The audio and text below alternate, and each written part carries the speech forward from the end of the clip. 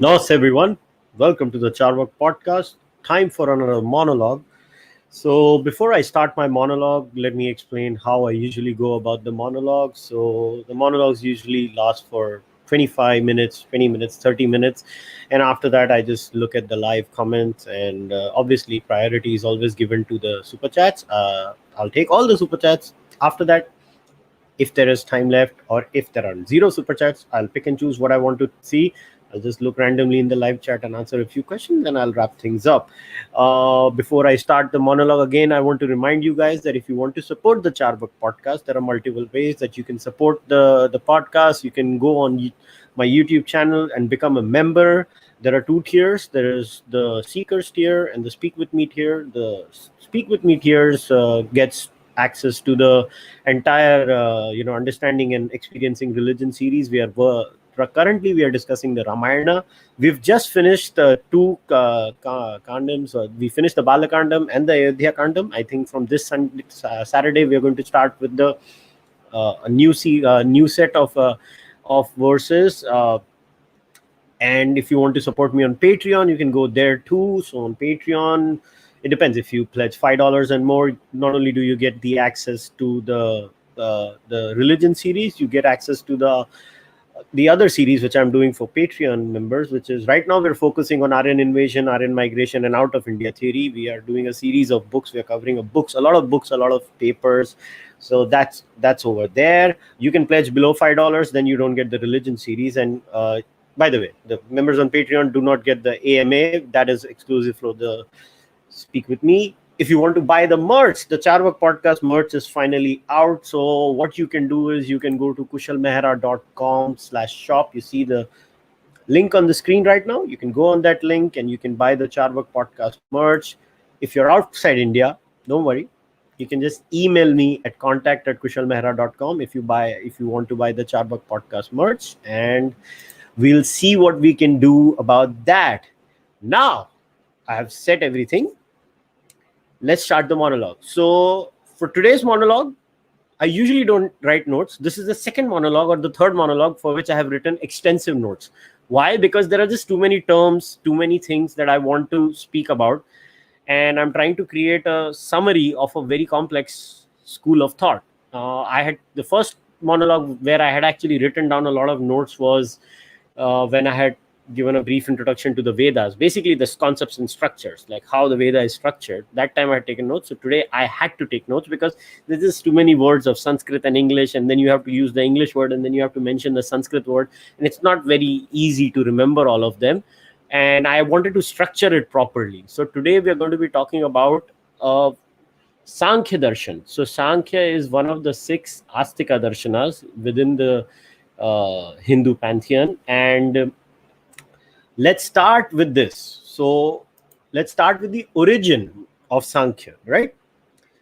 So here's the thing. We have to be very careful when we give a date to Sāṃkhya Darshana.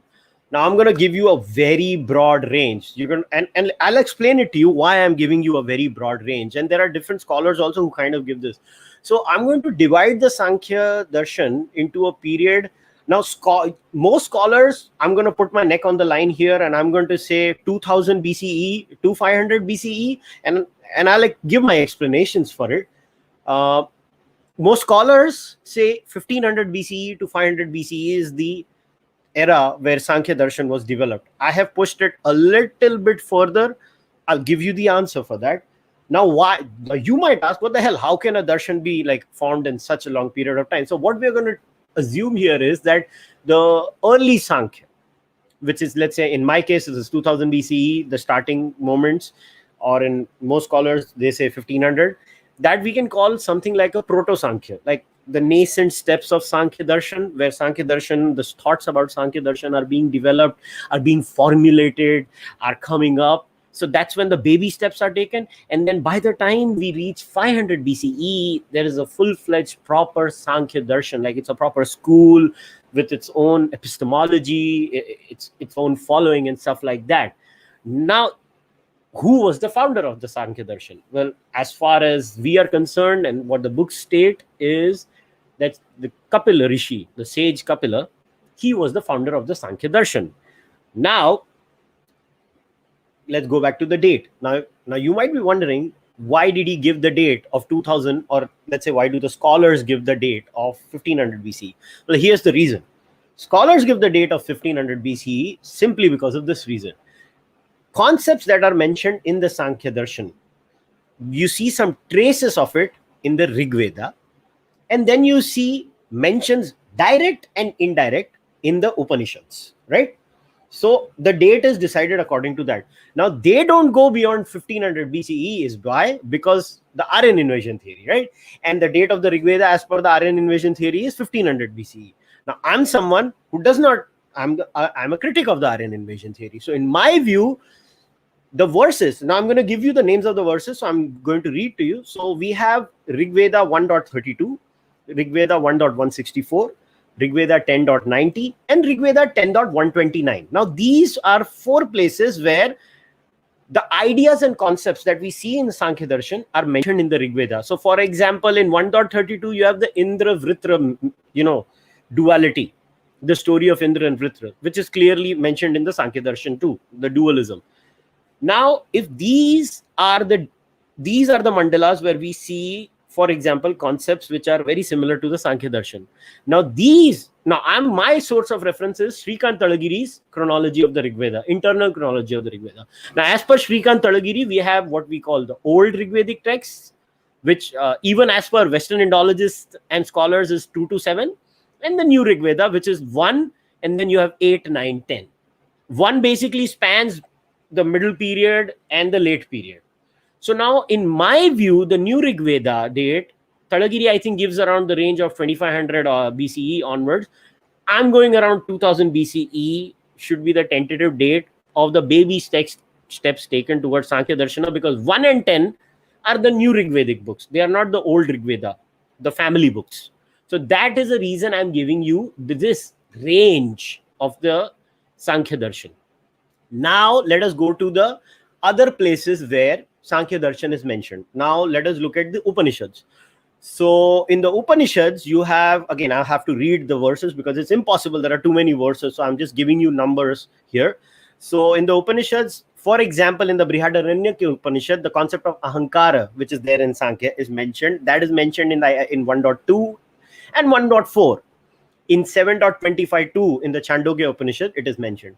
Then again, concepts of Samkhya are mentioned in the Shvetashvatara Upanishad in 5.2 and also in 6.13. Then the concept of the 3 gunas, the Sattva, Rajas, the 3 gunas, I'll be talking about them later on. They are also mentioned in both the Chandogya and Shvetashvatara Upanishads. Then there is something called Tattvas that Samkhya Darshan talks about. Those tattvas are also mentioned in the Taittiriya Upanishad, the Aitiriya Upanishad, and also in the Brihadaranyaka Upanishad, they talk about it in the Yajnavalkya Maitri conversation. Then in the Katha Upanishad, you have in verses 3, 10 to 13 and 6, 7 to 11, Samkhya is again mentioned. Now there is another text, which is the Modayana Griha Sutra in chapter 4.16.1. They talk about the life of sage Kapila. Basically, it is called the Kapila Sannyasa Vidha or Vidhi. It's basically how to be a sannyasi, and they use Kapila Rishi as an example. Then obviously the most famous books of our Hindu pantheon, the Bhagavad Gita obviously talks about the Trigunas, the 3 gunas. Shri Krishna talks about it. And then you have the Mahabharata. In the Mahabharata, in the Shanti Parva, in the Moksha Dharma part, there is, talk about the concepts of the Samkhya Darshan. Now, these are the, texts. So, Upanishads and Vedas are the Shruti texts. So, these are the texts that basically they take to date the entire Darshan, like till the solid formation. Now, I want to repeat again. I say it's 2000 BCE. Not a single scholar says that. My basis is based on Shrikant Talagiri's calculation. The entire pantheon of scholarship assumes Aryan invasion to be true, and if it is mentioned in the Rig Veda is not older than 1500 BCE. So Samkhya Darshan is 1500 Proto Samkhya, and then 500 is Samkhya. Now the only text that is surviving of the Samkhya Darshan is the Samkhya Karika. The Samkhya Karika, the tentative date is again 350 to 450 CE, Common Era. and it is written by Ishwar Krishna. So I have two translations of the Sankhya Karika.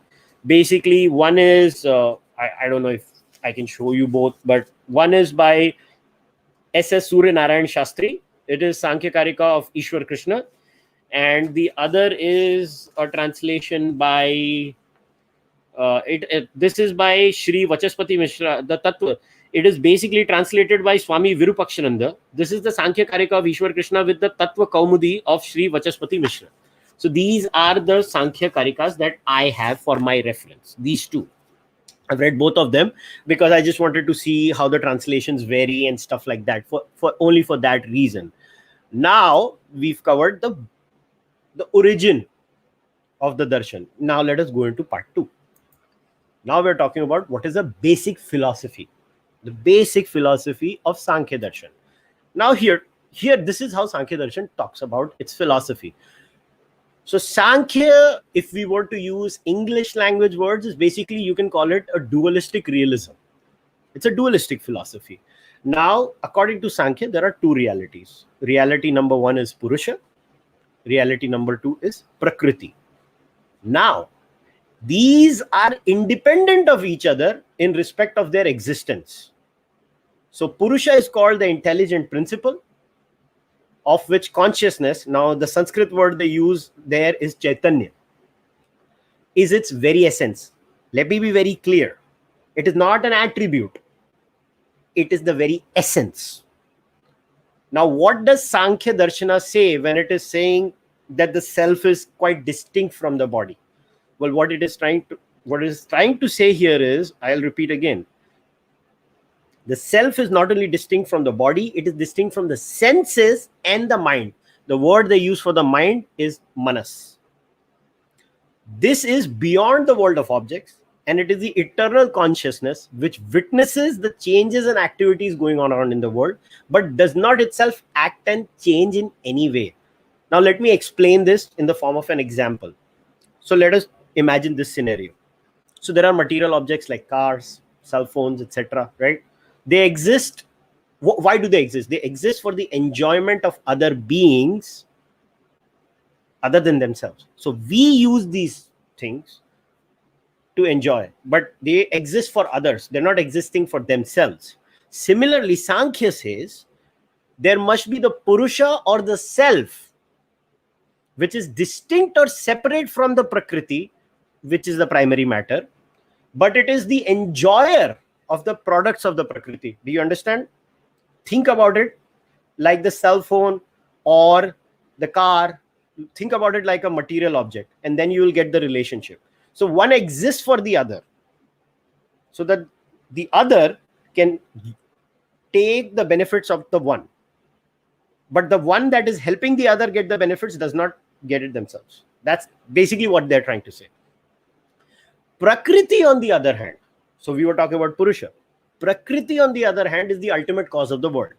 It is an eternal unconscious principle which is always changing. It is constantly changing, evolving, and it has no other end than the satisfaction of the selves. Again, think about the cell phone example and the car example. Now, Prakriti is made up of 3 constituents. These 3 constituents are called gunas in Samkhya Karika. These are the same gunas that I just mentioned in the Bhagavad Gita. These are the same ones, and these are the same gunas that are also mentioned in the Upanishads, which I spoke about in the earlier part. So, what are these 3 gunas? They are called Sattva, Rajas, and Tamas. And basically, these 3 gunas are held together in a state of equilibrium. Now, let us be clear. They are not qualities or attributes in any sense. These are the 3 substantial elements which constitute Prakriti. Now, let me give you another example. Think about a cat-fi cable.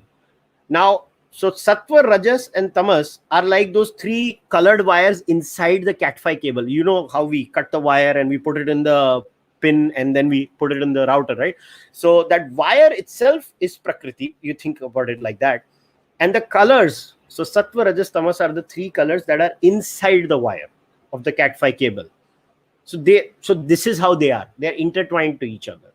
Now, the evolution of the world has its starting point in the association of the Puruṣa with Prakriti, which disturbs the original equilibrium. If you remember, I had mentioned that there is an equilibrium of Prakriti, of Sattva, Rajas and Tamas. When this equilibrium of the gunas is disturbed, that is when evolution happens and everything moves into action. The Puruṣa or the self is neither the cause nor the effect of anything. Prakriti is the uncaused cause of all objects. Now you might be saying, what the hell am I talking about? I'll explain the theory of causation in the next part. Once we realize the distinction between the self and the non-self, including the body and the senses, the mind, the intellect and the ego, our self ceases to be affected by the ups and downs, the joys and sorrows, etc., etc. Now let us pause here. Let us go into the next topic, which is the theory of causation. All right. Now, what is the theory of causation? Now, Samkhya, essentially its doctrine of Prakriti, rests pretty much on one theory of causation, which is known as Satkaryavad. Now, what is Satkaryavad? Satkaryavad means that the effect exists in the material cause itself, even before when it is produced. Now, how do they go about proving this, right? Well, they have made 5 to 6 broad arguments. I have written them short summaries of those arguments, and I'm going to read it out for you, and then I can also explain it. So, what is number 1? So, Samkhya says, if the effect were really non-existent in the material cause, then no amount of effort on the part of any agent could bring it into existence. So they'll use examples like, can we turn black into white? Can we turn sugar into salt? They'll use stuff like this. Like, I can't change, completely opposite things from one from the other. Completely opposite things. All right. Now, hence, when an effect is produced by some material cause, we are to say that it pre-exists in the cause and is only manifested by certain favorable conditions. So think about it like that. How do we extract the oil? So the oil is extracted when we press the seeds. So what Samkhya is saying is that because the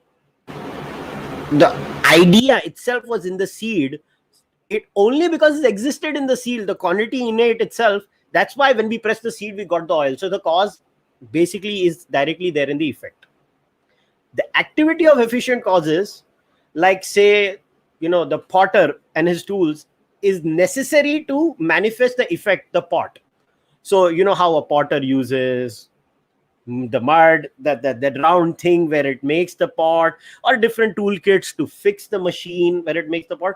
They are all part of it, and they are the things that basically exist implicitly. Everything that is needed to make that pot, they implicitly exist in the clay itself. So this is one reason given by Samkhya. Second reason, Samkhya says there is an invariable relation between a material cause and its effect. A material cause can produce only that effect which it is causally related to. It cannot produce an effect which it is in no way related to. But it cannot be related to what does not exist. Hence, the effect must exist in the material cause before it's actually produced. So again, think about it. Think about it from the oil and the seed. So if there was no natural essence in the seed itself, there can't be any oil. So what Samkhya is saying, that there has to be, again, the effect has to exist in the material cause before it is actually produced. If it doesn't, it cannot produce that effect. Now let us go to 3. We see that only certain effects can be produced from certain causes. For example, curd can only come out of milk products, like from milk. A fabric can only be made out of a yarn. You can't make a rocket out of threads. That's what it's trying to say. So I repeat, we can see that certain effects can only be produced by certain causes. What does this show? This shows that the effect somehow exists in the cause. Had it not been so, any effect could be produced from any cause. The potter would not have taken the clay to produce pot instead of taking milk or threads or any other thing. Like I gave you the example of the rocket. So that's what Samkhya says. Now let us go to 4. That fact that only a potent cause can produce a desired effect goes to show that the effect must be potentially contained in the cause. The potent cause of an effect is that which possesses some power that is definitely related to the effect. Again, think about it like the potter and clay, the oil and seed, curd and milk, thread and cloth. Think about it like that. The potent cause of an effect is that which possesses some power that is definitely related to the effect. But the power cannot be related to the effect if the latter does not exist in some form. This means that effect exists in the cause in an unmanifested form before its production or manifestation. That means that we can't see the curd in the milk, but it existed in the milk in an unmanifested form. It is only after certain things that we do that the form manifests itself. But it always existed inside the milk. That's what Samkhya is trying to tell you. Now let's go to 5. If the effect can be really non-existent in the cause, then we have to say that when it is produced, the non-existent comes into existence. That is, something comes out of nothing, which is absurd. So what they're trying to say is, if you're saying that the effect of the curd does not exist in the milk, then it is absurd. Now, I'm not getting into the efficacy of the arguments. Let us leave everything aside. What we're trying to do is ascertain what Samkhya says. These are the arguments made by Samkhya. So don't start making the mistake of running this through your head and saying, oh, ye galat hai, ye aisa hai, magar ye aisa ho sakta hai, this can happen. And don't start thinking if you're a Buddhist, then because Buddhists were not Satkaryavadis, they were the opposing side. They said the effect does not exist in the cause. And this is not about Buddhism and Nyayikas. So we'll not be discussing them. So leave them aside because they were opposed to Samkhya, by the way. They did not believe in Satkaryavada. Now let's go to point 6. We see that the effect is not different from, but essentially identical with the material cause. If, therefore, the cause exists, the effect must also exist. In fact, the effect and the cause are explicit and implicit states of the same substance. Again, the curd and the milk are explicit and implicit states of the same substance. So Samkhya will always use even let's not even take the curd for that matter, even the cloth and the thread. I mean, the cloth is not really different from the thread. It is just one and the same thing. That it's just that when we rearrange it in a certain form, it comes out and manifests itself in another form. So the conclusion out of all of this that is drawn by the Samkhya is that the effects exist in the material cause even before its production or appearance. Now, before I close this theory of causation, I want to talk about something more. Within Satkaryavad, there are 2 types. One is Parinamavada and one is Vivartavada. Now, what is Parinamavada and now what is Vivartavada? And this is why I had to write these things down because I can't remember so many things. I had to write them down systematically. So as per Parinamavada, when an effect is produced, there is a real transformation, like a Parinam. That's why they call it Parinamavada, of the cause into the effect. Like, so when the clay is molded to become a pot, there is a real transformation. When the thread is woven into a cloth, there is a real transformation. So Samkhya is in favor of this view. But there is another school of thought, which is called Vivartavada. Now, Vivartavada was the thought of the Advaitins. So the Vedantins or the Advaitins, they hold that the change of the cause and effect is merely apparent. So they use the example of the snake and the rope, the favorite example of Hindu texts. Everywhere they use the snake and the rope example. So when we see a snake in a rope, it is not the case that the rope is only transformed into a snake. What happens is that the rope only appears as, but it is not really a snake.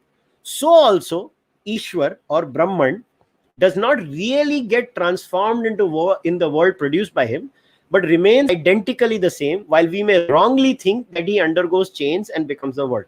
Now, if you are a Advaitin, please feel free to argue with a Samkhya person. And if you're a Samkhya person, please feel free to argue with a Advaitin. My job was to explain to you 2 types of Satkaryavada. So always remember, there are 2 types of Satkaryavada. One is Parinamavada and one is Vivartavada. These are 2. Sankhya believes in Parinamvad. Advaita Vedanta believes in Vivartavada. Now, let's go to the next part. What is the theory of knowledge? The epistemology of Samkhya Darshana. Now, Samkhya believes, so when we say epistemology, we are talking about pramanas. So, Hindu system has multiple pramanas, but Samkhya basically believed in three pramanas, that is, three valid sources of inferring knowledge. One was Pratyakṣa, which is perception. The second is Anumana, which is inference. And the third is Shabda Pramāṇa or Aptavakya, whatever, or Aptavachana, whatever you want to call it, which is scriptural testimony. Now, other sources of knowledge like comparison, postulation, which is called Arthapatti, and non-cognition, which is Anupalabdhi, they are not considered different. Sankhya says they are included in these three. Now, Advaita Vedanta disagrees with Sankhya on this one also. They believe they are all distinct, all six are distinct, and all six go by their own way. Now, like I said, that is for some other day. Let the Advaitins and the Sankhya people hash it out amongst themselves. That's not our problem for the day. So now, valid knowledge as per Samkhya Darshan is called Prama. In all valid knowledge, you have three factors, namely the subject, which is Pramata, the object, which is Prameya, and the ground or the source of the knowledge, which is the Pramāṇa. So how do you get valid knowledge? Well, we get it when it is a definite and unerring cognition of some object through the modification of the buddhi. The buddhi here, the closest word in English, intellect, which reflects the consciousness of the self in it. Now, the mind or the intellect is an unconscious material entity in Samkhya philosophy. But the consciousness or intelligence, Chaitanya, they use the word Chaitanya here, really belongs to the self. But the self immediately cannot apprehend objects of the world. Because if it could, we should always know all the objects. But Samkhya says the self in us is not finite or limited. Instead, it is all pervading. It means it is, I guess what they're trying to say, it's constantly expanding all the time. And it's all around us. That's what it's trying to say. The self knows objects only through the intellect, the manas, and the senses. So when do we have true knowledge of objects? That's a valid question, right? So when do we get knowledge? Well, we only have true knowledge of the objects when, through the activity of the senses and the manas, their forms are impressed on the intellect, which in its turn reflects the light or consciousness on the self. Now let us go a little deeper. Now let us talk about Pratyakṣa Pramāṇa, which is perception. Now, here you have, obviously, there are two types of perception in Pratyakṣa. There is direct perception and indirect perception. So I have written a few notes over here too. And basically, Pratyakṣa is the most detailed one because the other two are not that big a deal, to be very honest. So in perception, what happens in perception, right? So you have a direct cognition of an object through its contact with some sense. So let's say you're watching this video right now, right? So you're watching it either on your cell phone, on your television screen, on your monitor, on your laptop, PC, whatever. Whatever comes in within your range of vision, and there is a contact between the monitor and your eyes. So the monitor basically produces certain impressions. Those impressions or modifications create modifications in the sense organs. They are then processed by what Samkhya calls your manas, that is your mind. And through that activity of the senses and the mind, the buddhi, which is the intellect, becomes modified and it's transformed with this image that you have in front of you right now, that you're watching me or hearing me or whatever, right? The intellect, the buddhi, on the other hand, being an unconscious material principle, cannot by itself know the object. So Samkhya says, for the buddhi, it has an excess of sattva. When it has an excess of sattva, it reflects like a transparent mirror, the consciousness of the self, which is the Puruṣa. But the reaction of the self's consciousness in it, the unconscious modification of the intellect into the form of the monitor, I just use the analogy of the monitor, becomes illumined into a conscious state of perception. Now there are two kinds of perception. Like I said, there is Sankhya. Sankhya does not distinguish it into direct and indirect perception. That is Charvaka. Sankhya goes a little different. So Sankhya talks about nirvikalpa. So nirvikalpaka is the Sanskrit word, which is indeterminate, and savikalpaka, which is determinate. So the nirvikalpaka arises at the first moment of contact between a sense and its object, and is antecedent to all mental analysis and synthesis of the sense data. It is therefore called alochana, or mere sensing of the object. The second perception, which is savikalpaka, is the result of the analysis, basically the processing of the data by the manas, or the mind, whatever you want to call it. So it is called vivechana, or a judgment of the object, basically, that you are viewing. So the first step is you have nirvikalpaka, and then you have savikalpaka. Now let us get into the second pramāṇa, which is inference or anumana. So inference, I'm sure you guys know what inference is, right? So inference basically is the knowledge of one term of a relation, which is not perceived through the other, but is basically perceived through in relation to the other. So the classic example every Hindu scripture gives is like, so there is smoke on the mountain, so there must be fire. They are inferring that there must be fire. How are they inferring there must be fire? Well, how do we cook? So in those old times, you would cook in a chula or whatever, and we use fire. So when we burn it, it produces smoke. So if there is smoke on the mountain, we infer from our experience in the kitchen that there is fire in the mountain. That's now I don't want to get into whether this argument is good or bad, because the Charvakas think this is a bad argument. I'm just saying what the Samkhya people stand for. So now inference is also divided into two kinds. One is vita and one is avita.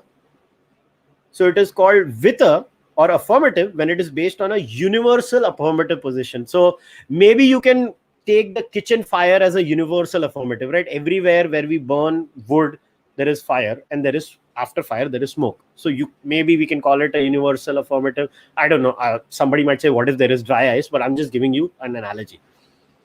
And avita is negative when it is based on a universal negative proposition. Now let us go into the third pramāṇa. The third pramāṇa is obviously Shabda Pramāṇa, which is Aptavachana or Aptavakya, whatever you want to call it. And this is basically where you get the knowledge of objects which cannot be known by perception and inference. I repeat, it cannot be known by perception and inference. In that case, you refer to authoritative statements made by Rishi Munis or people of high authority, and you basically trust them.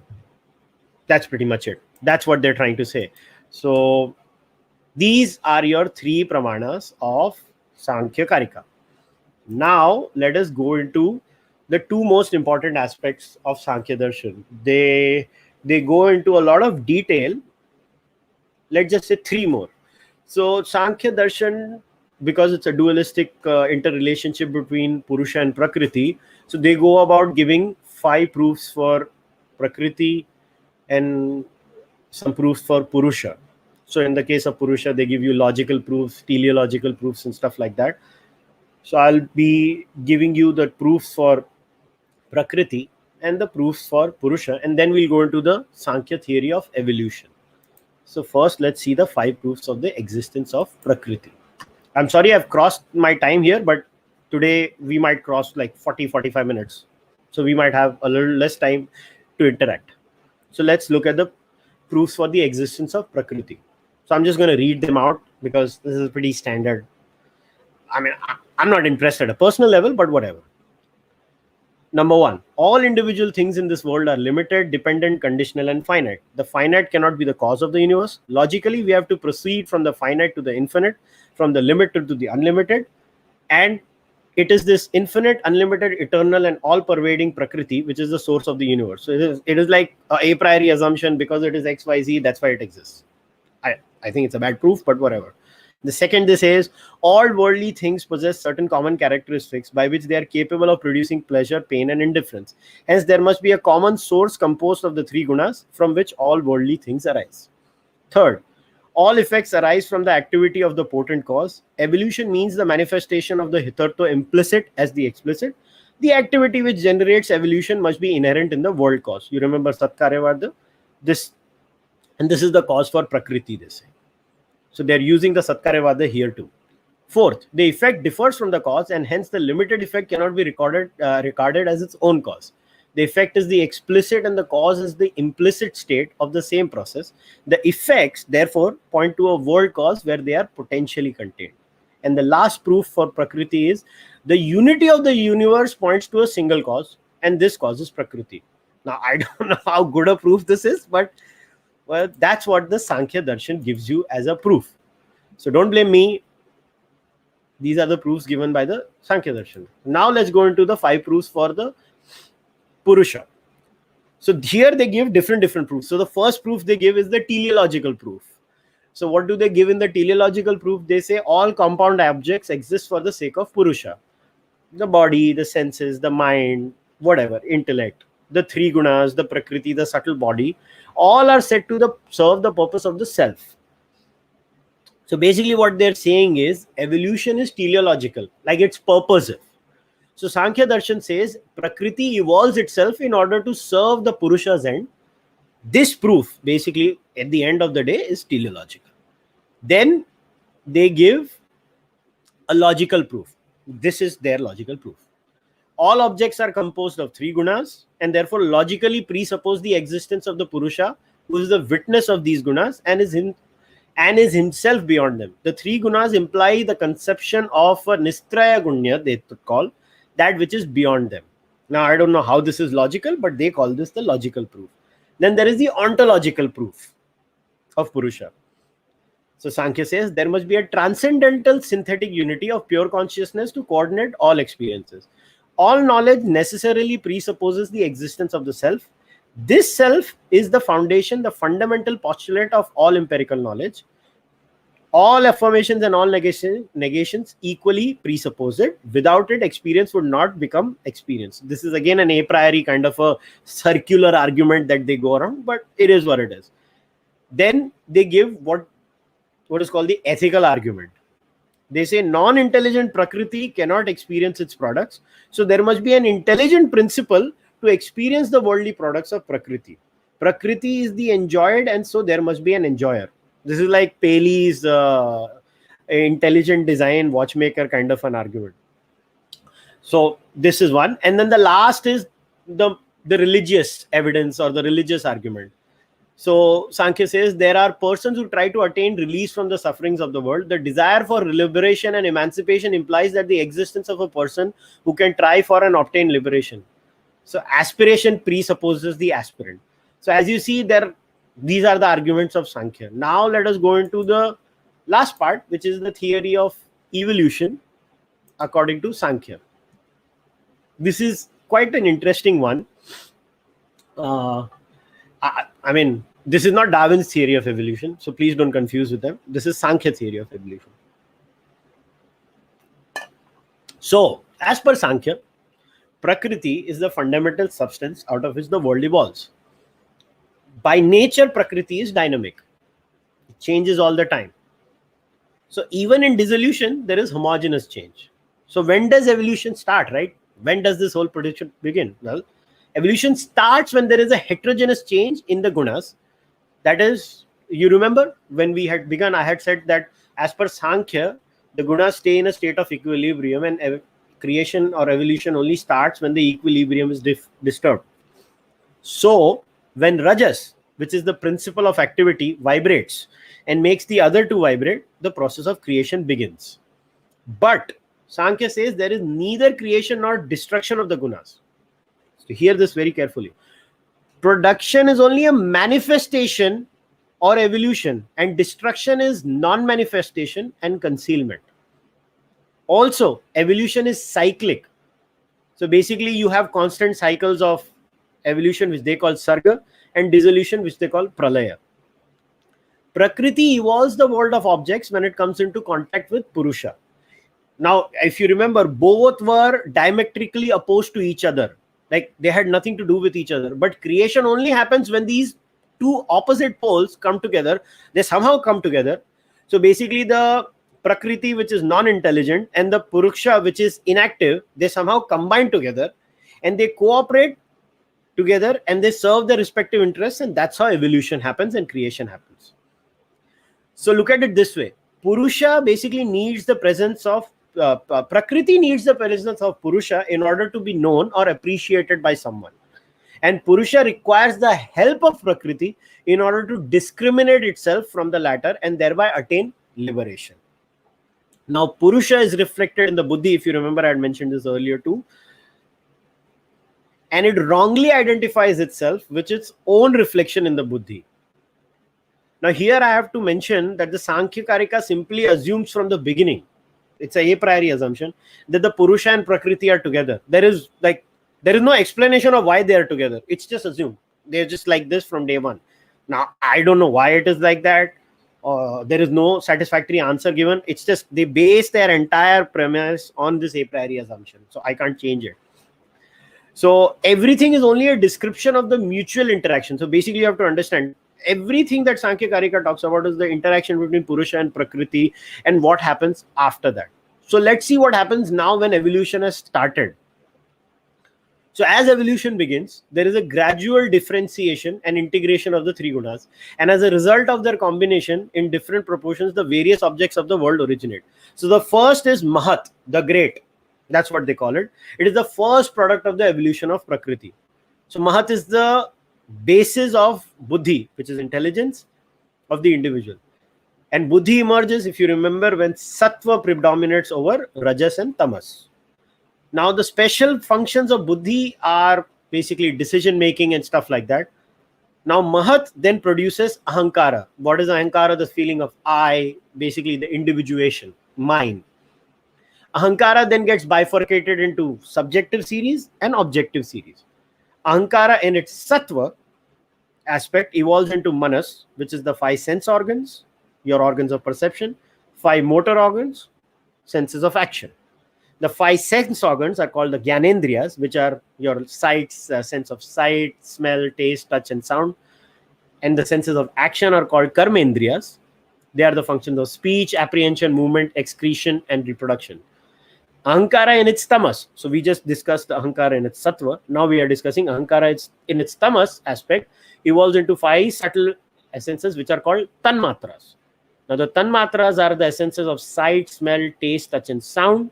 And Ahankara in its rajas plays its part in both.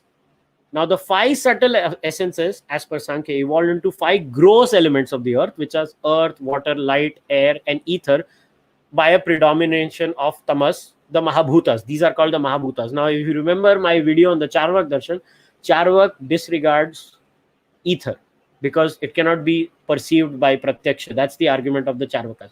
So they don't accept ether or Akasha. They call it Akasha. So all in all, the process of evolution of the universe includes the operation of 24 principles, of which Prakriti is the first, the 5 gross elements are the last, and the 10 organs and the 5 tanmatras are the intermediate ones. Now we enter the last part, which is called bondage and liberation. Because we need that, right? We need to have mukti. So what is the ultimate end of evolution of Prakriti? Well, it is the freedom or mukti, as we like to call it, of the Puruṣa. So Samkhya basically says that this earthly life is basically full of 3 kinds of pain. The first kind is called adhyamika. These are caused by what? I don't know. Psychological causes. Basically, it is your mental and bodily sufferings. The second one is called adibhutika. These are natural causes which basically are caused by other people, animals, stuff like that. The third one is adidevika, which are caused by, yes, I'm not making this up. These are basically caused by planets, agencies, ghosts, demons. They call it. I'm not calling it. They call it. You can choose not to believe them. That's the claim of Samkhya Darshana. Now, wherever you have the 3 gunas, you'll have pains. as per Samkhya, even the pleasures we enjoy in life eventually lead to pain. So in life in Swarga is also subject to the gunas.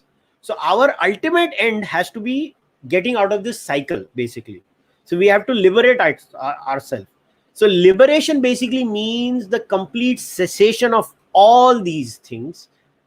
And that is the highest goal in life. But then somebody might ask, but how do we achieve this? Well, we achieve it when the Puruṣa realizes its true nature. That's when we get this. How do we get this? That will be the natural. Well, we get this through knowledge, Vidya. Samkhya focuses on Vidya.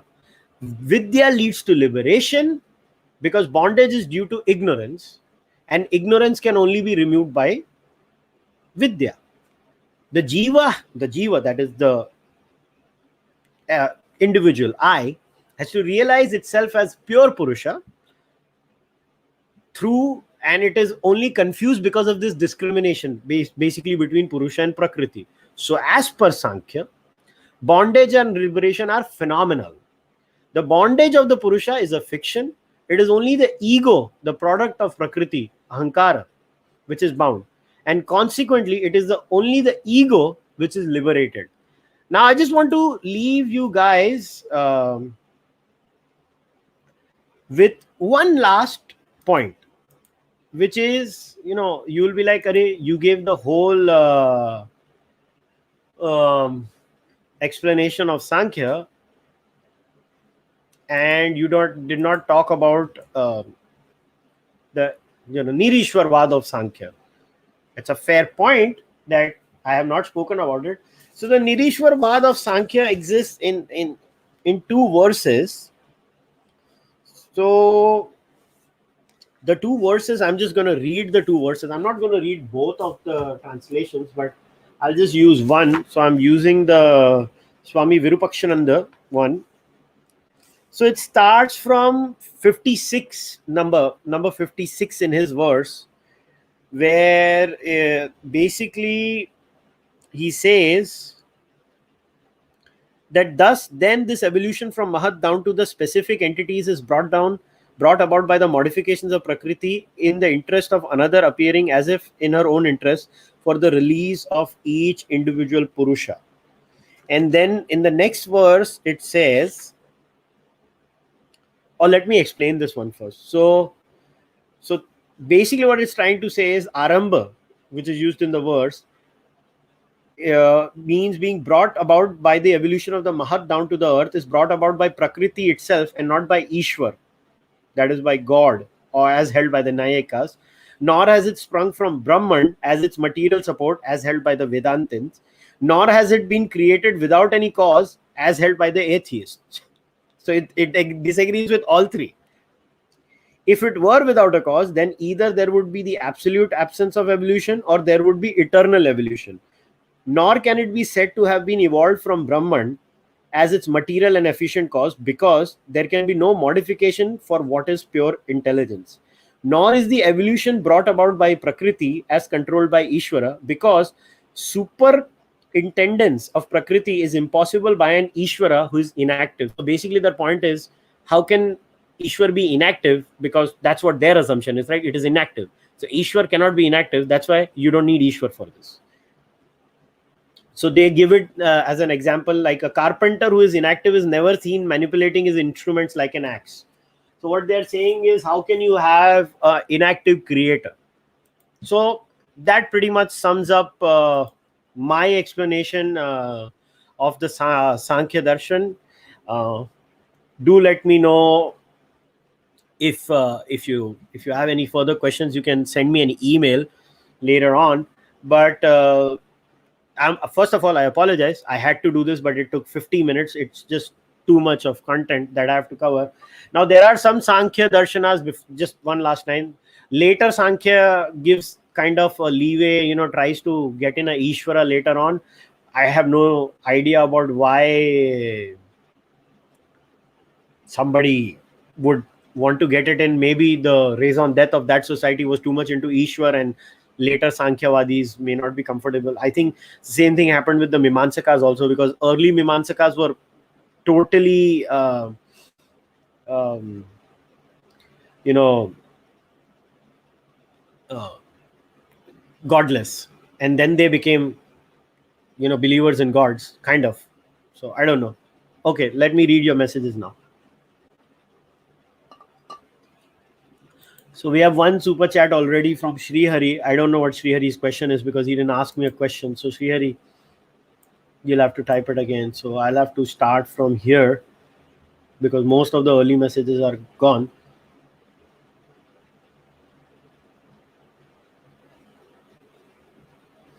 Okay.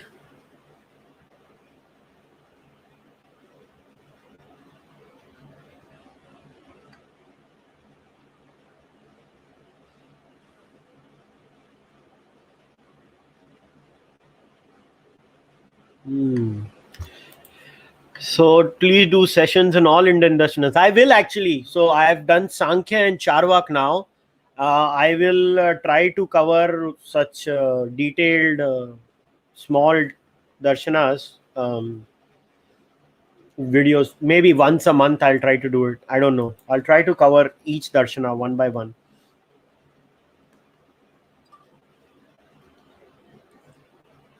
Hmm. Which book do I recommend for this video? Well, it's simple. You can read the Sankhya Karika of Ishwar Krishna. You can read the translation of Swami Virupakshananda, or you can read the translation by S.S. Surya Narayan Shastri. There are two books. You can use these two books. It's pretty simple. And you can take notes from them.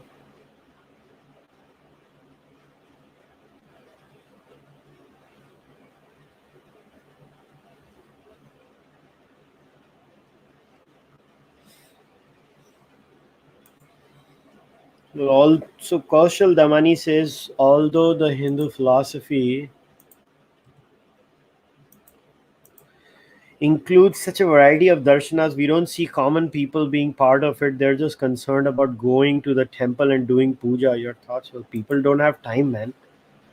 Let them do what they want to do. I mean, I can't really answer for people. I mean, it's their choice, it's their life. They'll do what they have to do.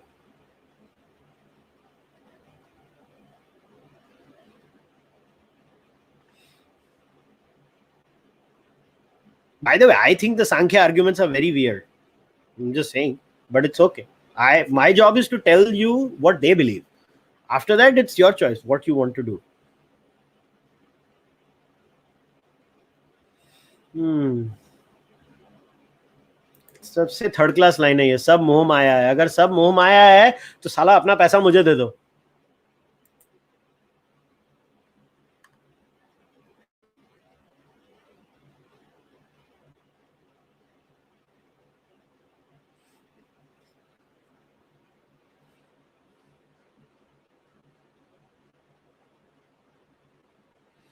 Hmm.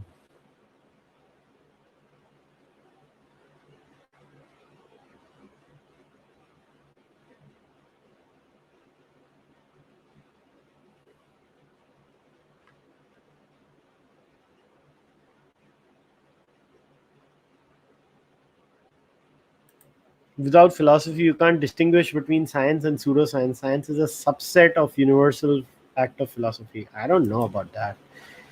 Okay, Aurindrajit, thanks for the support.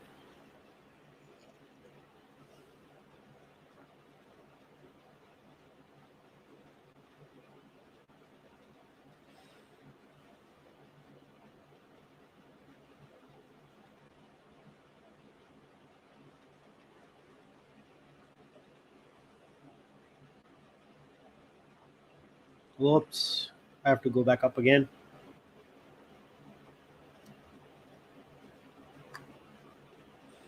Hmm. Do I read my Twitter? No, I barely read my mentions.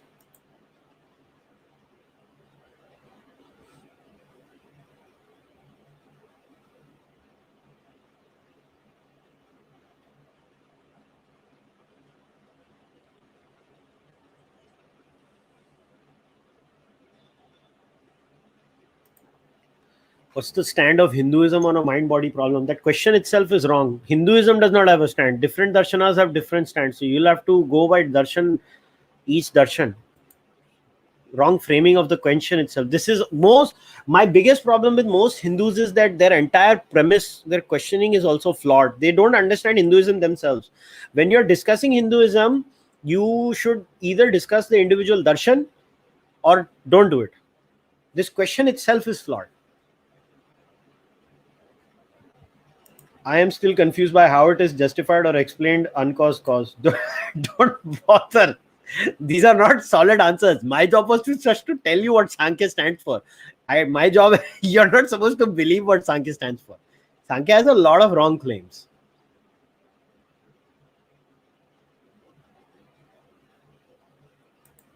I have already answered your question for Samkhya. Just read the Samkhya Karika, man. You can read the commentary too if you want to. Just read the Samkhya Karika. It's just a small book. It is like 60 or 61 verses. That's it.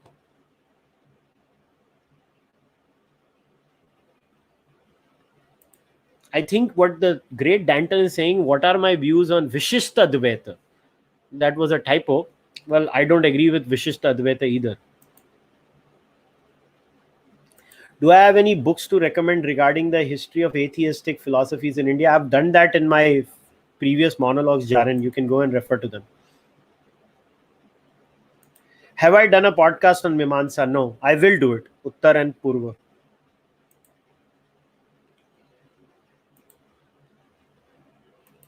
Okay. Vaibhav Chaudhary, please read Satyarth Prakash. Vaibhav ji, I have read Satyarth Prakash. My family is a Arya Samaji family. So actually I have read Satyarth Prakash.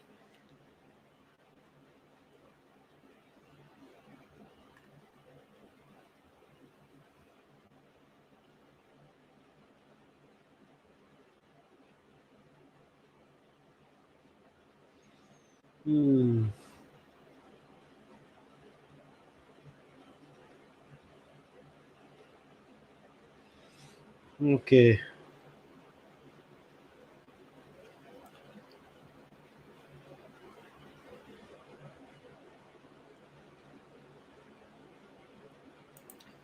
Does this Darshana believe in the Vedas? Yes, Sāṃkhya Darshana believes in the Vedas. Sāṃkhya is a Astika Darshana.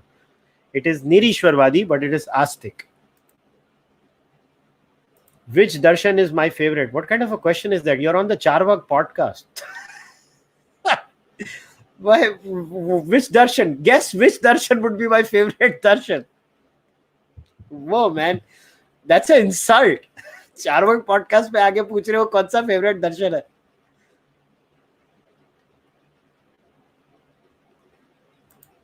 Okay, Kapil has, how does the Mimamsa philosophy compare with modern atheist concepts, but about not needing religion to be no. Mimamsa is nowhere near that, brother.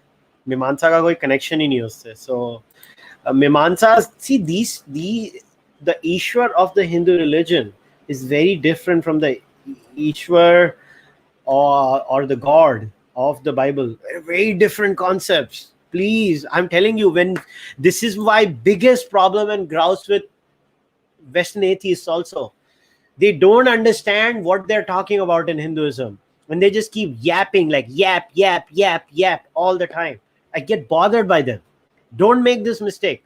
We can debate both, reject both, but we need to understand both. And we don't do that. And it bothers me no end. Please, do not do it. Do not make the mistake of falling into that trap. It is very different. The Ishwar that, okay, Nyaya ka Ishwar, I will give it to you. Nyayikas, their Ishwar is very similar, like that kind of a Ishwar that the Christians talk about.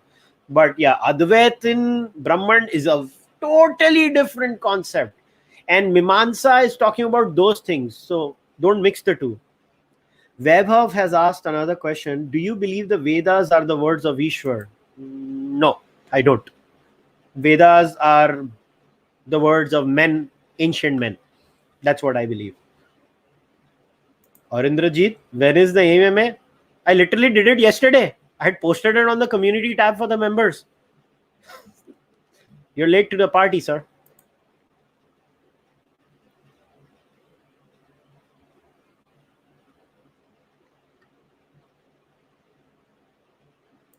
Do you think Sankhya is evolved from pre-Vedic thought as claimed by some scholars? I mean, define pre-Vedic thought. What was pre-Vedic thought?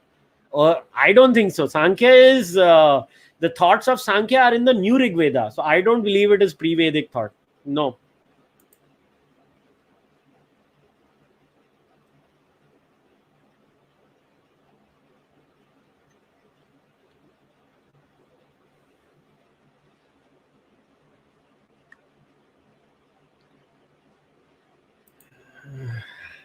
Maybe the darshanas are not being conveyed the way it was supposed to be. No, I don't think so, Kaushal. You can pretty much read the text and know what they were saying. They could be wrong. Charvakas are wrong also in many things. By the way, I just took that darshan and I am trying to grow that darshan. You can take Sankhya and grow Sankhya.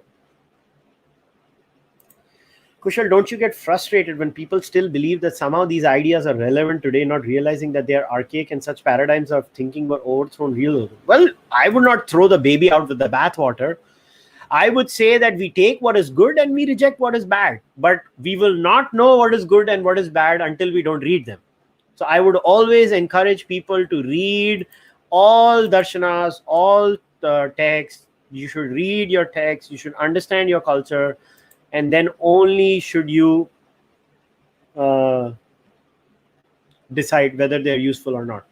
I think there is a lot of things that are useful in the Bhagavad Gita too. In the moral ethical realm. Not in the realm of science, maybe not, but it's okay.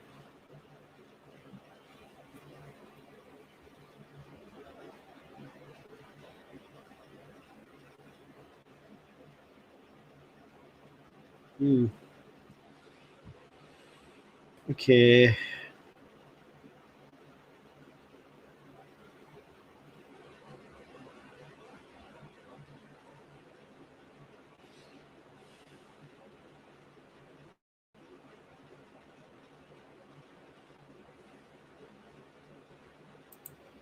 How do you interpret the Vedas and Puranas properly without gurus? What nonsense, yeah. This is the typical argument given by religious people all the time. What is so special about the text? It's just a text. You just read the translation and just go ahead in your life. What we are like dunderheads or what? We can't understand. Only a guru can explain. Arey, itni subtlety है जी उसमें बड़ा complicated है जी बड़ा complicated है कुछ complicated नहीं है पढ़ लो समझ पड़ जाता है. You don't beyond a point. You don't need a teacher. I mean, if you understand basic science and philosophy and basic concepts, if you have your first principles are clear, you can read them. I mean, what is so complicated in religion? What it is like quantum mechanics?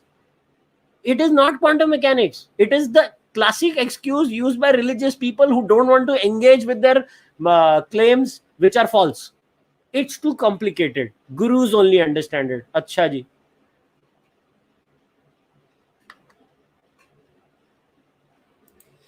What do I think about the propaganda on the Ayodhya case that is there in academic circles by Meenakshi Jain's work? What can we do? I mean, they'll do what they have to do. We'll do what we have to do. It's a battle of ideas. You promote your ideas, they'll promote their ideas. You can't convince everyone. And stop, having such a negative attitude in life. I mean, gosh, BJP keeps winning all the time. Do you really think people are not buying their ideas?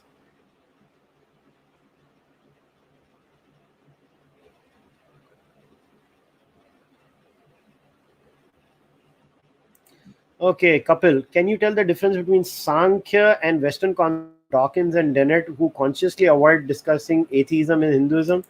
Well, you're mixing the two again, Kapil. The reason Dawkins and Dennett don't talk about it is Dawkins has openly said, I've not read it. Why should I comment on it? So they don't avoid it. They avoid it because they've not read it. They have read their cultures and they discuss it in the cultural realm of theirs. So I think you're mistaken. They don't avoid it as if कोई बहुत बड़ा secret है और वो लोग expose हो जाएंगे. ऐसा कुछ नहीं है. If they're interested, they'll read it and they'll debate that also. Especially Dan Dennett. Dan Dennett is someone I have so much respect for. One of the greatest philosophers alive today.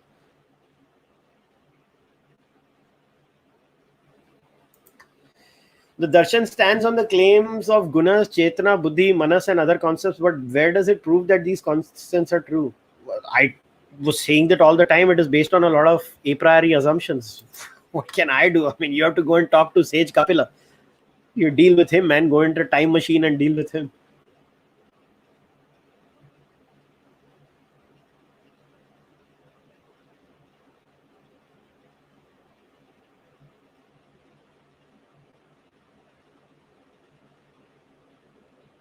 Hmm.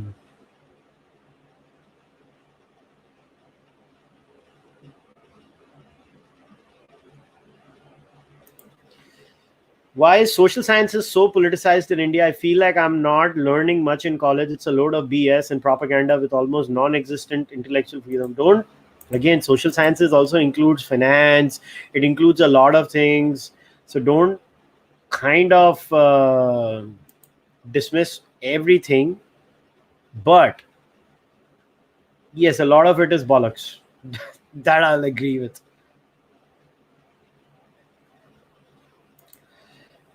Can I do a podcast in detail of the absolute skepticism in the Tattva Paplava Simha of Jairasi Bhatta and Khandana Khanda Khanda of Sri Harsha? Tattva Paplava Simha, I can. Maybe someday. Maybe. I don't know. Maybe I'll do it for my patrons and members. I'll discuss that with my patrons and members. Nah, no, I'll not do it for the open. I'd much rather do it in a detailed session where I do like 10-20 sessions with people behind a paywall where we can have good discussions. 45 minutes doesn't do justice. Do you think Abrahamization and stagnation of Hinduism was partly due to our contact with radical religions is led to? Maybe, but I think rigidity in our society was not just because we came in contact with Muslims and Christians. I think rigidity in our society was there before too. I mean, we had a rigid caste system, right? Before the Muslims and the Christians came.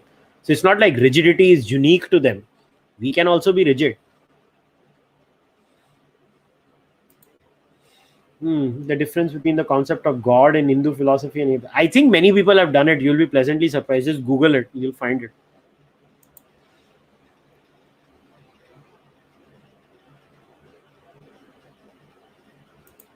Jaren, there are not many monologues. Just look at my first 4 or 5 monologues. Even in the comment section, there are book recommendations. I have given them. You can just go and check them.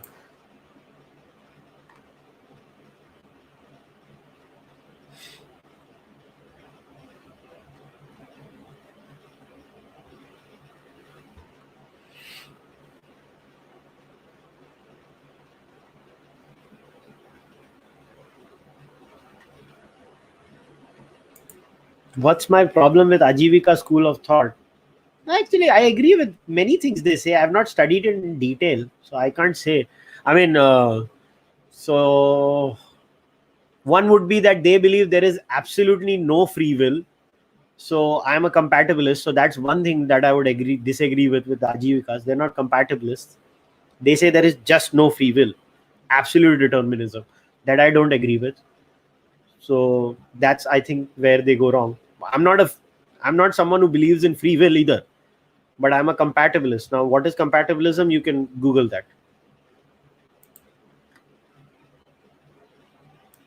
Is Sankhya Yoga, Bhagavad Gita same as Sankhya? They're kind of similar. Some concepts of Sankhya are there in the Bhagavad Gita, but they're not all the same. Many are very different.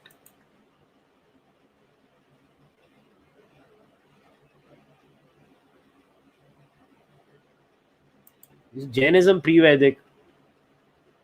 Not the Jainism texts that are available right now. It could be parallel to the old Rig Veda, because if we consider their Tirthankas to be going way back, but I don't think so. It's pre-Vedic.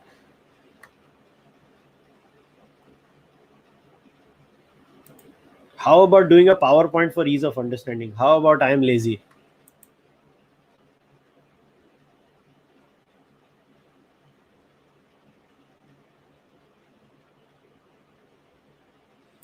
So many books, videos, and Indian education books justify Aryan invasion theory. How do we explain that out of India has same ground to stand as much as AIT?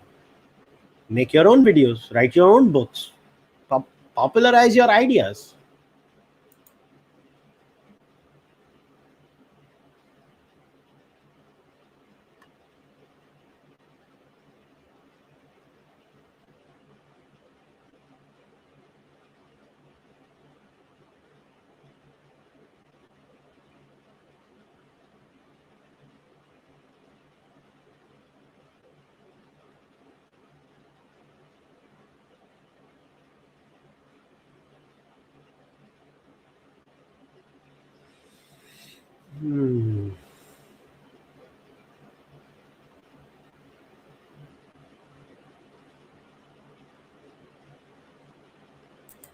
Yeah, people who read these darshanas find parallels in quantum theory.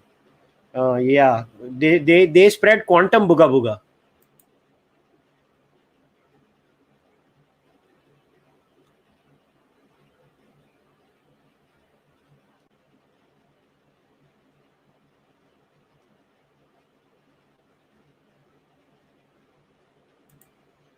What kind of a question is this? Have you done dhyanam or experienced samadhi? Have you?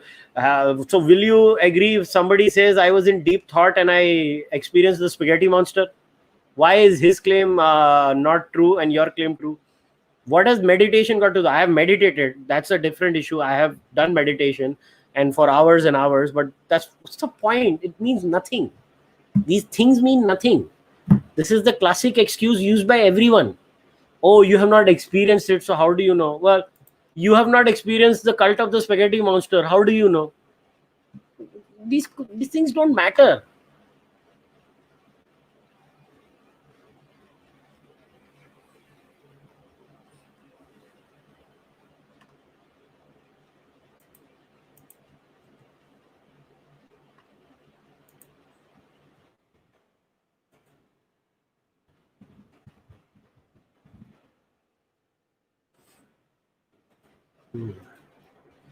Okay, let's go up again.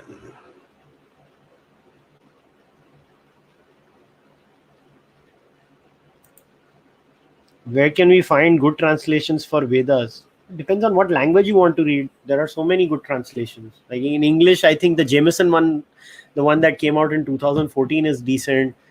You have there are translations in Hindi, Marathi, and other languages. It depends on what you want to read. Everything is available. You just have to Google it. आप लोगों की समस्या है कि आप लोग उतना भी नहीं करते.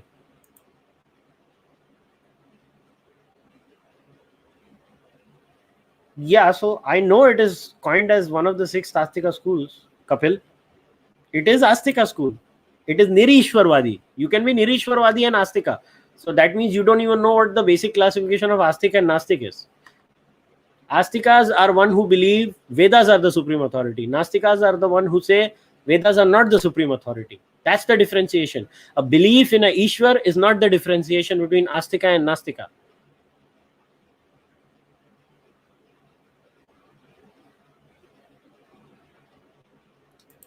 Rigidity isn't officially sanctioned in Hindu texts. Well, depends. It is and it is not at the same time. You can reject it.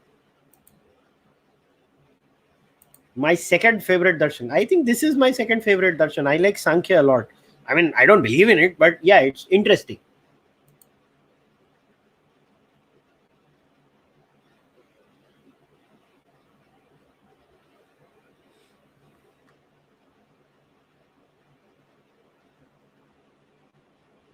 Is there a conflict between all these darshanas or can they exist together? They can exist together. I mean, what's the big deal?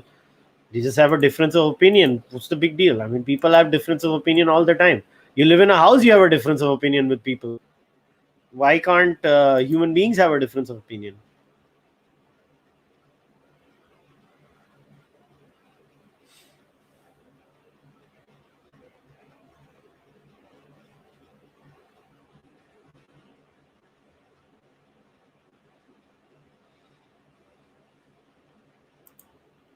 Bhagavad Gita cannot be categorized into the darshanas. These darshanas are far before that.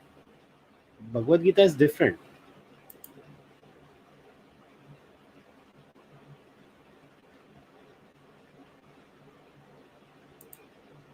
I have explained it many times. I'm not going to do it again. The best thing is just watch my podcast with Michael Shermer, where we talk about the degrees of freedom. So either the argument of Michael Shermer or maybe Daniel Dennett, I'm pretty much on that line. That's the compatibilist position, and 70% of philosophers are compatibilists.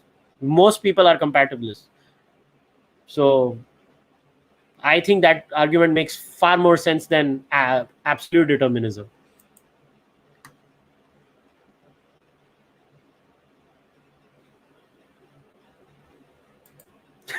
I got my credit card today.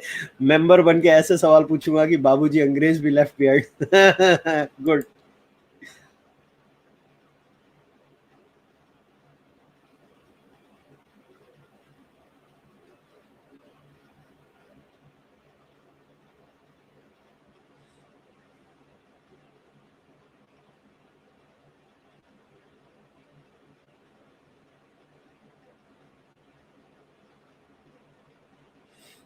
Mm,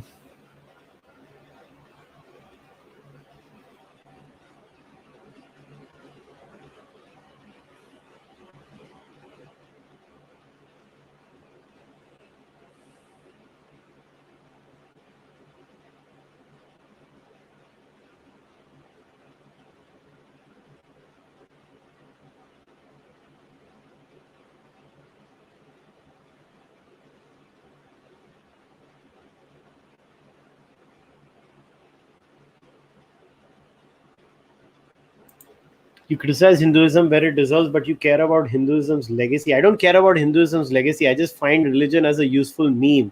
As long as we don't come up with an alternative to religion, we'll have to live with it, because it does something. It offers something to humanity which other memes are not able to offer. Do I believe in it? No, but I'm willing to concede where the value comes from.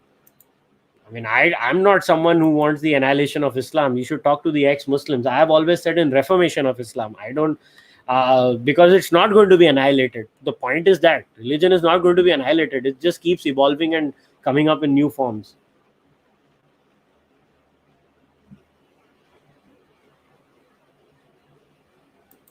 I've done the LGBTQ Shastras. You can go and watch it there. So many arguments from the culture point of view were given by two speakers there.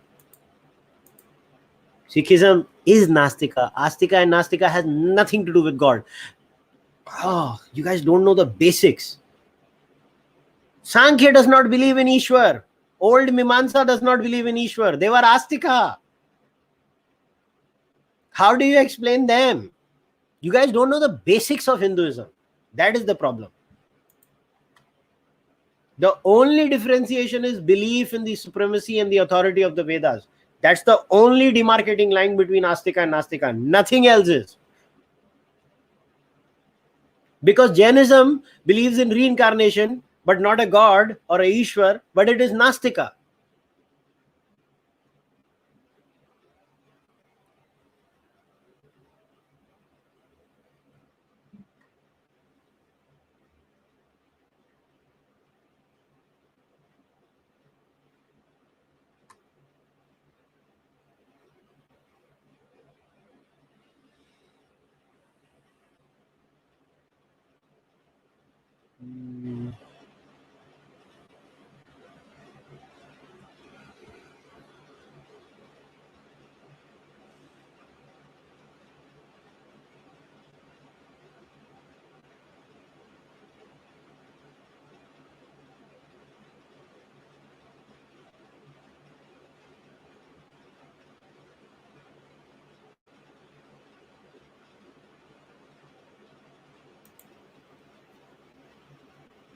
I mean, which book do I recommend? I mean, what kind of a question is this? अभी कितनी books लिखी हैं? कौन सी book बोल रहे हो? I mean, I'm assuming it is Sarvapalli Radhakrishnan. So, Principal Upanishads is a very good one.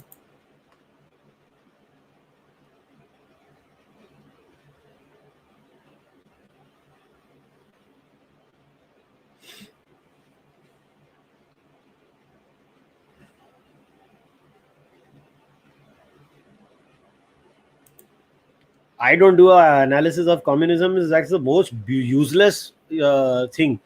Millions of people have already done it. What the hell am I going to add?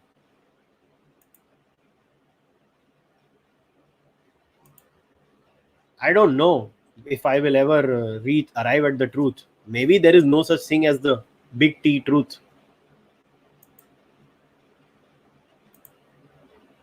Very good point. बहुत सारे लोग गधे हो. गधा बनना बंद करो. मेरी टी शर्ट खरीदो.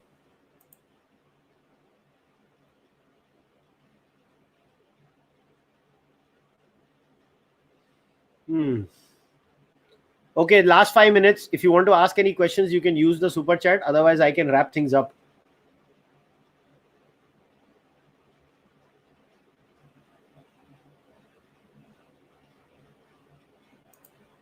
Carl Sagan was a good guy. Interesting guy.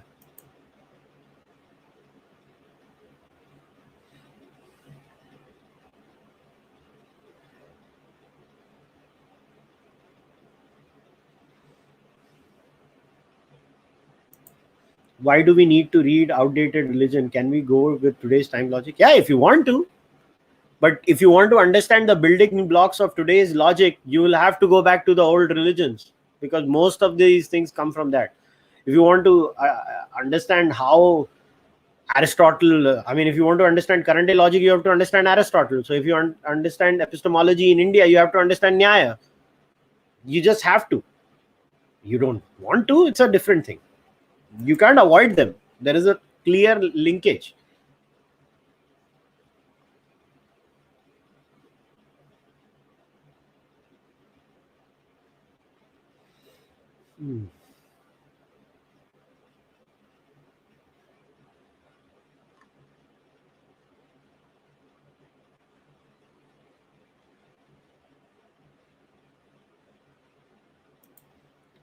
गधे वाली टी शर्ट आ गई क्या वेबसाइट पे? हाँ, गधे वाली टी शर्ट आ गई है वेबसाइट पे भाई. अब तुम भी गधे बन जाओ और टी शर्ट ले लो. गधे वाली टी शर्ट आ गई है वेबसाइट पे.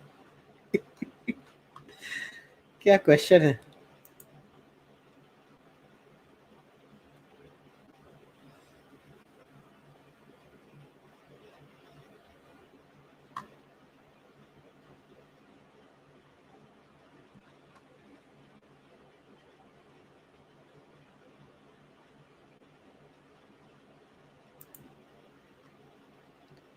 No, you're wrong. Don't twist and turn the meanings. There was only one meaning. Either Vedas are the authority or they're not the authority. Don't twist them. Sikhism does not accept the Vedas as the authority. Go and talk to the Akal Takht. They will say Vedas are not the authority. The Guru Granth Sahib is the authority. They don't disrespect the Vedas, but they don't consider it to be the authority. They cannot be Astik. They are only Nastik. Chitragupta, dude, critical analysis of Qawmi doctrine is more important than anything else. Arey Baba, so many people have done it. Google kar lo. There are thousands of videos, thousands of books, thousands, not one or two, thousands. Was Sāṃkhya materialistic? Did they believe in the ultimate? Well, Sāṃkhya, I think they believed in reincarnation and stuff like that, so they can't be materialists in that sense, right?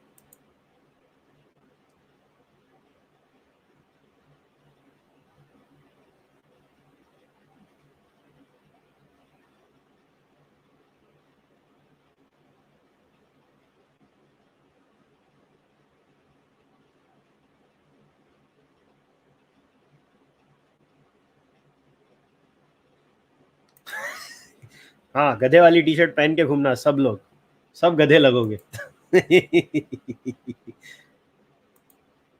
What are your views on censorship? I am against censorship. I believe in freedom of speech. Other than a direct call to violence where there is clear and imminent danger, everything goes. That's my stand. Now, I know my stand is not popular with most BJP wing people. It is what it is. I don't care.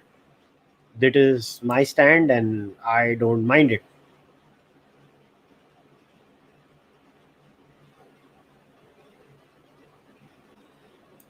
Where is the t-shirt ka link? It is literally on the screen right now. And it has been there for 45 minutes. Go to kushalmehra.com/shop and you can get the t-shirt there. It's very simple. kushalmehra.com/shop.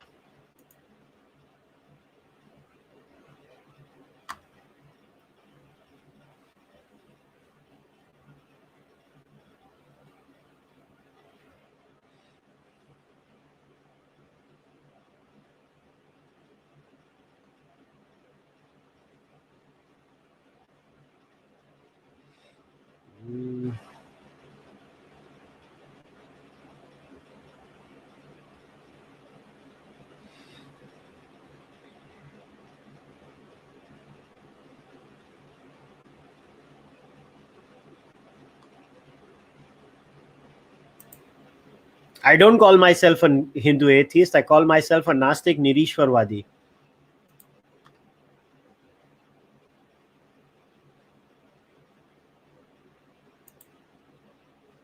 Do I fear death?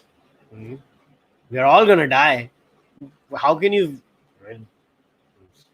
When you die, you die. Death is basically the lights go off and that's it. I mean, I have done a whole monologue on how to be moral in a godless universe. You can check it out in the monologues.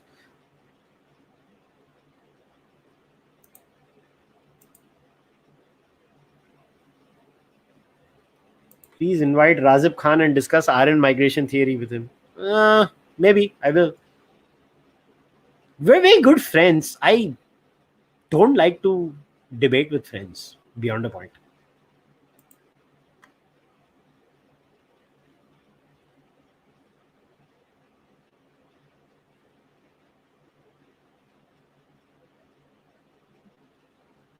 Hmm.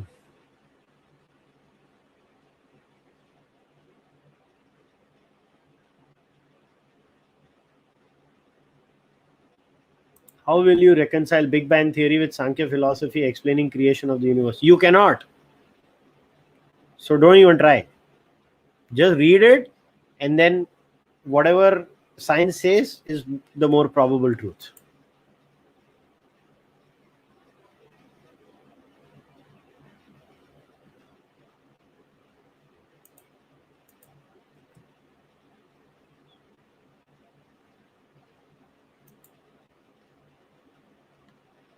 All right, last 2 minutes.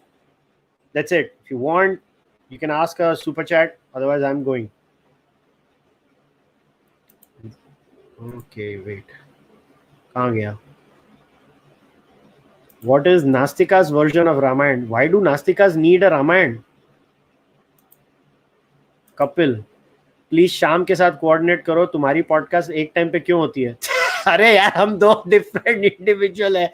हम लोग कभी कभी तो अलग अलग podcast ऐसे थोड़ा ना होता है कि तू आज करेगा तो मैं नहीं करूंगा. हो सकता है दोनों की हो सकती है.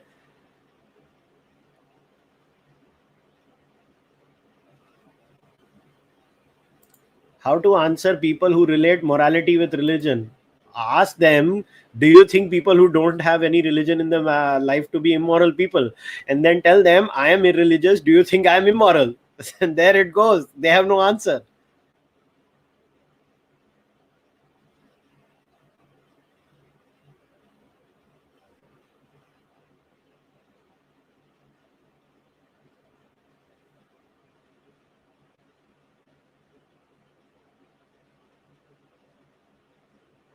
All right. So I guess there are no more questions. So we can wrap things up. Okay. So once again, guys, thanks for all the support. Um, if you want to support the Charvak podcast, I want to mention it again. You can go to YouTube and become a member. It doesn't matter. There are 2 tiers on YouTube. You can take any tier you want to.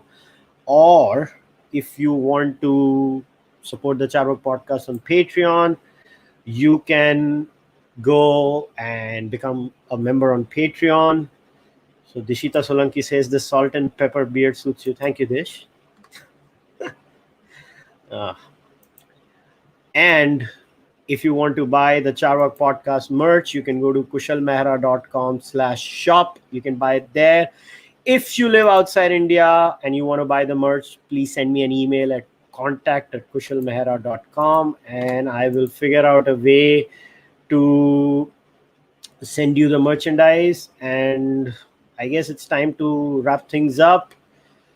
All right, I'll see you next time. I don't know when the next podcast is going to be. Maybe I'll do one this month, or I don't know. Let's see. I might do one more monologue or a podcast this month, or maybe I'll do it next month. I don't know. Anyways, until then, namaste. Take care. Goodbye. See you next time.